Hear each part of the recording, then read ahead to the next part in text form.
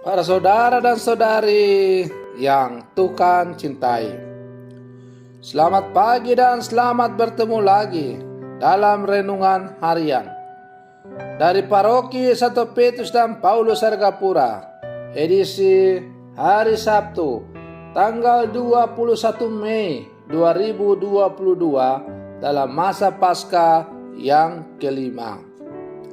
Mengawali hari yang baru ini, kita hendak mendengar dan merenungkan sabda Tuhan. Marilah sebelum kita mendengar dan merenungkan sabda Tuhan, kita berdoa. Dalam nama Bapa dan Putra dan Roh Kudus. Amin. Allah Bapa, sumber keselamatan, kumpulkanlah kiranya kami menjadi umat-Mu berkat Yesus Putra-Mu terkasih, yang telah menghapus dosa-dosa kami demi keselamatan dan kebahagiaan kami. Bersabdalah ya Tuhan, kami siap untuk mendengarkan. Terpujilah Engkau Bapa, Putra dan Roh Kudus, kini dan sepanjang segala masa. Amin. Para saudara dan saudari yang Tuhan cintai, sabda Tuhan yang hendak kita dengar dan kita renungkan untuk mengawali hari yang baru ini diambil dari Injil Yohanes pasal 15 ayat 18 sampai 21. Tuhan bersamamu. Inilah Injil Tuhan kita Yesus Kristus menurut Santo Yohanes. Dalam amanat perpisahannya, Yesus berkata kepada murid-muridnya, "Jikalau dunia membenci kamu, ingatlah bahwa ia telah lebih dahulu membenci aku. Sekiranya kamu dari dunia, tentulah dunia mengasihi kamu sebagai miliknya. Tetapi karena kamu bukan dari dunia, sebab aku telah memilih kamu dari dunia, maka dunia membenci kamu. Ingatlah apa yang telah kukatakan kepadamu. Seorang hamba tidaklah lebih tinggi daripada tuannya. Jikalau mereka telah menganiaya aku, mereka juga akan menganiaya kamu. Jika mereka telah menuruti firman-Ku, mereka juga akan menuruti perkataanmu. Tetapi semuanya itu akan mereka lakukan terhadap kamu karena nama-Ku, sebab mereka tidak mengenal Dia yang telah mengutus aku." Demikianlah sabda Tuhan. Para saudara dan saudari yang Tuhan cintai, dalam Injil hari ini yang baru saja kita dengar, Yesus memberikan sebuah amanat perpisahannya kepada murid-muridnya. Yesus berkata, "Jikalau mereka telah menganiaya aku, mereka juga akan menganiaya kamu." Kalimat ini diarahkan untuk mereka yang percaya kepada Kristus sebagai Sang Penyelamat.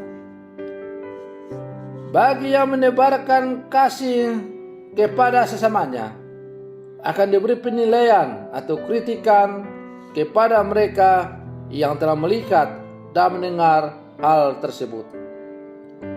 Terkadang penilaian dan kritikan itu bisa positif dan bisa negatif. Juga terkadang mereka akan mencap buruk orang-orang yang melakukan kebenaran.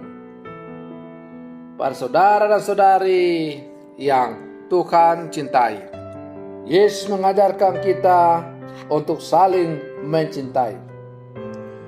Walau demikian, tidak ada jaminan jika kita mencintai, kita pun pasti akan dicintai.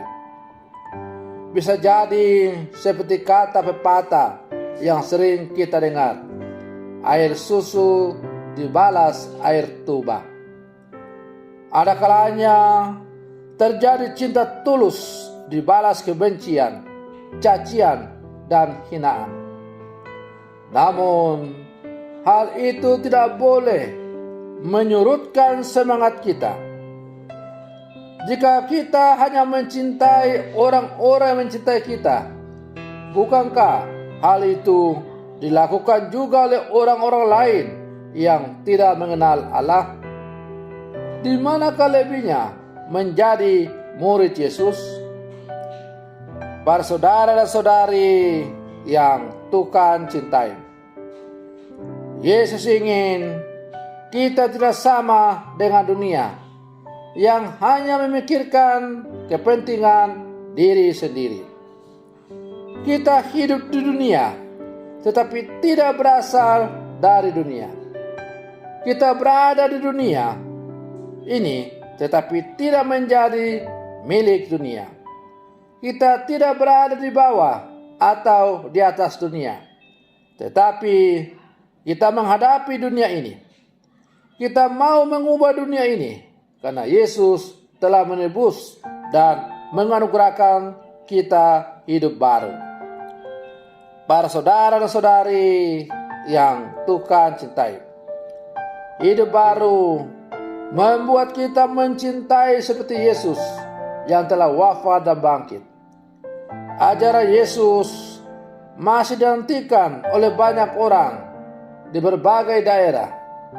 Maka kita sebagai murid-murid Yesus yang hidup bersama sekarang, kita diajak untuk pergi mewartakan Injil, mewartakan kasih, mewartakan Yesus sebagai Sang Penyelamat dalam seluruh kehidupan kita.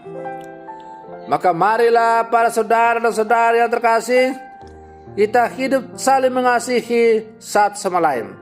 Kita memberi kesaksian kepada dunia bahwa dengan saling mengasihi satu sama lain, karena kita adalah murid-murid Yesus, dunia belantang pasti akan berubah ke arah yang semakin baik. Semoga demikian. Selamat pagi. Tuhan Yesus memberkati.